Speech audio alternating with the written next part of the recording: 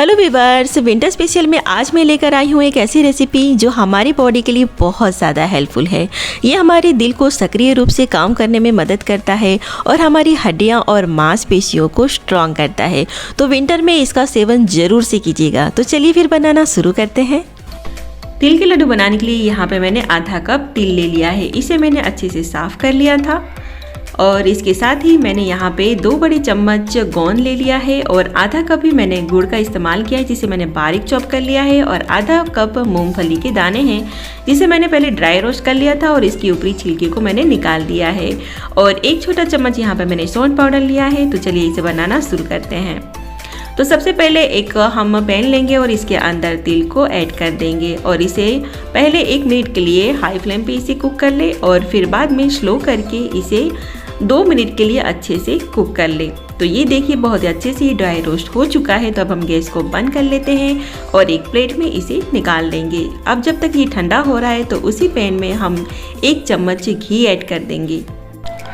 तो इस लड्डू में ज़्यादा घी की ज़रूरत नहीं पड़ती। तो घी हमारा जैसे ही गर्म हो जाता है तब हम इसके अंदर गोंद को ऐड कर देंगे।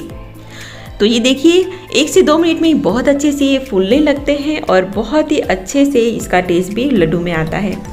तो ये बहुत ही अच्छे से फूल चुके हैं। अब हम गैस को बंद कर लेते हैं और इसे निकाल लेते हैं एक अलग से प्लेट में। ये अभी बहुत ज़्यादा गर्म है। जब ये थोड़ा सा ठंडा हो जाएगा तब हम इसे एक कटोरी से अच्छे से क्रश कर लेंगे। आप चाहे तो हमामदस्ते में भी इसे क्रश कर सकते हैं, लेकिन आप इसे मिक्सी जार में ना कीजिएगा वरना ये लिक्विड हो जाएगा। तो ये देखिए हमने क्रश कर लिया है। तो अब तिल जो है हमारे बहुत अच्छे से ठंडे हो चुके हैं। अब एक मिक्सी जार लेंगे और इसके अंदर डालकर उसे अच्छे से एक पाउडर बना लेंगे। तिल को मैंने अच्छे से पीस लिया है और इसे निकाल लेंगे हम अलग से बाउल में और उसी मिक्सी जार में हम मूंगफली के दाने को भी अच्छे से क्रश कर लेंगे, यानी आप अच्छे से फाइन पाउडर ही बना लीजिएगा। तो ये देखिए रेडी है। अब उसे हम तिल के पाउडर में ही मिक्स कर देंगे। अब इसके साथ ही हम ऐड करेंगे यहाँ पे गोंद जो हमने अलग से क्रश करके रखे थे और इसे ऐड करने के बाद अब हम इसके अंदर ऐड करेंगे 1 छोटा चम्मच सौंठ पाउडर। आप चाहे तो इसमें इलायची का पाउडर भी ऐड कर सकते हैं। अब इस स्टेज पे अगर आप बूरा या फिर पीसी हुई चीनी ऐड करना चाहें तो ऐड कर सकते हैं और 2 चम्मच घी डालकर आप लड्डू बना सकते हैं, लेकिन यहाँ पे हम गुड़ से बनाएंगे ताकि ये बहुत ही टेस्टी बनता है। तो अब हम बनाते हैं गुड़ की चाशनी। तो यहाँ पे हमने जिस पैन में गोंद को फ्राई किया था उसी पैन में हम आधा कप गुड़ ऐड कर देंगे और इसे अच्छे से लगातार चलाते हुए कुक करेंगे। लेकिन गुड़ आप इस तरह से छोटे टुकड़ों में लीजिएगा वरना अगर आप बड़े टुकड़े लेंगे तो जल्दी मेल्ट नहीं होगा और जो मेल्ट होगा वो जल्दी कुक हो जाएगा। तो इस तरह से पहले हम मीडियम फ्लेम पे इसे अच्छे से कुक करेंगे, लेकिन गुड़ को हमें यहाँ सिर्फ मेल्ट करना है, इसे ओवर कुक नहीं करना वरना आपके लड्डू सख्त हो जाएंगे। तो यहाँ पे जैसे हमारा गुड़ मेल्ट हो जाएगा तब हम गैस को बंद कर लेंगे और इसे हम ट्रांसफ़र कर लेंगे तिल वाले बैटर में। तो गैस को बंद कर लेते हैं और इसे फटाफट से हम बैटर में मिला देंगे। तो ये देखिए अगर आप ज़्यादा मीठा पसंद करते हैं तो आप गुड़ की क्वांटिटी बढ़ा सकते हैं, लेकिन ये परफेक्ट मेजरमेंट है।